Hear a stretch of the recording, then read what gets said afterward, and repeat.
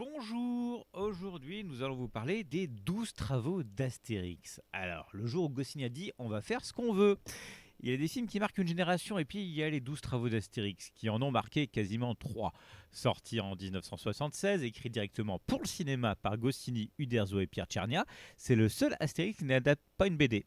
Et ça se voit, c'est libre, fou, inventif et totalement décomplexé. Le pitch, César lance un défi. Astérix et Obélix répondent OK frérot. César en a marre de se faire humilier par un village de moustachus sous potion magique. Il décide donc de leur proposer un deal. Si vous accomplissez 12 travaux impossibles, j'admets que vous êtes des dieux. Et là, Astérix et Obélix disent on y va. Sans réfléchir, sans plan, sans potion pour Obélix, il est tombé dedans évidemment, et c'est parti pour 82 minutes de pure créativité. Donc un casting vocal légendaire, hein. La page IMDb le rappelle. Roger Carrel en Astérix, Jacques Morel en Obélix, Pierre Tornade dans Bras Coursix, Henri Labussière, le réceptionniste de La Maison qui en fout, Jean Martinelli en César et Gérard Hernandez pour le sage du sommet. C'est la Dream Team du doublage français de l'époque. Chaque voix est iconique, chaque réplique est culte. Les travaux, c'est un festival d'idées géniales. Le film enchaîne les séquences cultes comme si c'était normal.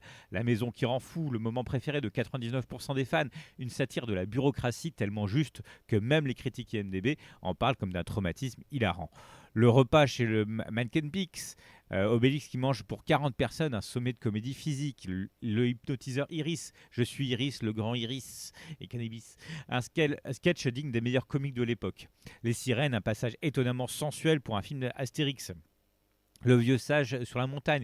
Quelle est la couleur du cheval blanc d'Henri IV? Un classique instantané. La plaine des morts, une ambiance presque horrifique, inattendue mais brillante. Le final au Colisée, un twist absurde, génial et totalement mérité. Chaque travail est un sketch parfait, un mini-film, une idée visuelle ou narrative poussée jusqu'au bout. L'animation datée mais hypnotique. Les critiques IMDb le disent aussi. Oui, j'ai fait pas mal sur IMDb.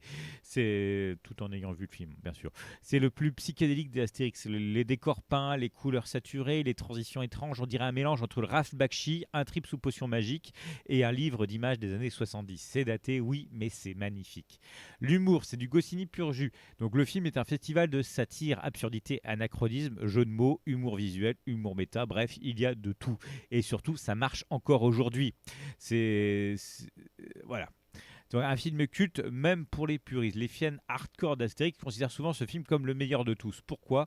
Parce qu'il est libre, inventif, drôle, intemporel, patati patata. Il n'y a jamais eu un autre Astérix comme celui-là.